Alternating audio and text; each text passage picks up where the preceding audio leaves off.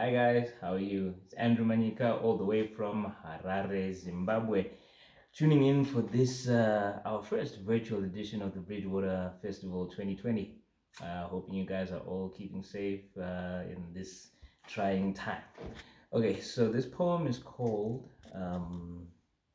Defensive Wounds. And I'm going to get right into it. And then she smiled. But that was towards the end, when she was winning. In the beginning, a general cloud of discontent had draped itself like a blanket wet round her from the tears she'd wept, and had sent her on a private searching for insight. And her plight was that she was puzzled by the lack of peace in places.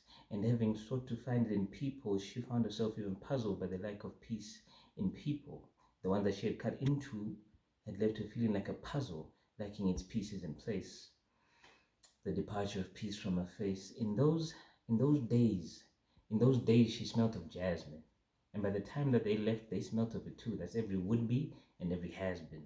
They trampled her flower pots in search of the samples from the gems in her mind, and having extracted everything, they felt they'd reached the end of the line. And with each one's departure, a thought of increasing worthlessness took root and stemmed from her mind, and she comforted herself only with this mantra that, look, even as they uproot your virtue by degrees, it'll only hurt you when you try to breathe. If she is a tree, then beauty is falling from her in leaves. As she enters autumn, spring is all but forgotten, and she was only looking for a little relief, but it was not to be found amongst men, because every he that enters well, he leaves, and she becomes another notch on a bedpost's frame, and he becomes another notch on her forewarned forearm, something she had taken to doing to blot out the pain. In those nights, she understood her dreams perfectly well.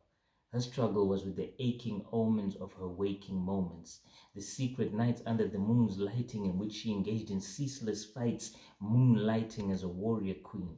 She fights at night because under that light her wounds don't seem so severe. In fact, she wears them like honor badges, so revered. But deep down, she houses a pain that was deep enough to send boulders breaking, contending with the weight of her world with a shuddering shoulders shaking, sharpening her shoulder blades of chaos. She was a goddess of war. She was a goddess at war with herself.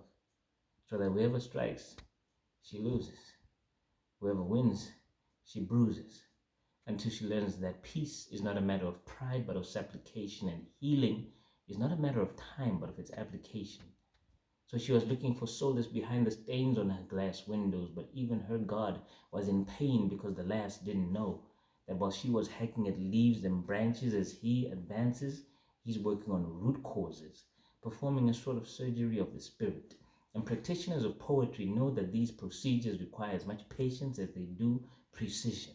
He descends on acoustic strings to bathe her again in the light of a truth he brings. He took the girl she used to be and the woman she could be again and applied healing to the timeline, suture strings, until she could be crowned again as the once and future queen. And it was then she smiled. And when she smiled, the wind glides past the wind chimes in her throat. Her laugh is a musical interlude. To the ears, a vision. And as each peal rolls off her sharp silver tongue, it leaves in its wake a series of minute incisions. Thank you, Bridgewater. Hope to see you soon. Cheers and good night.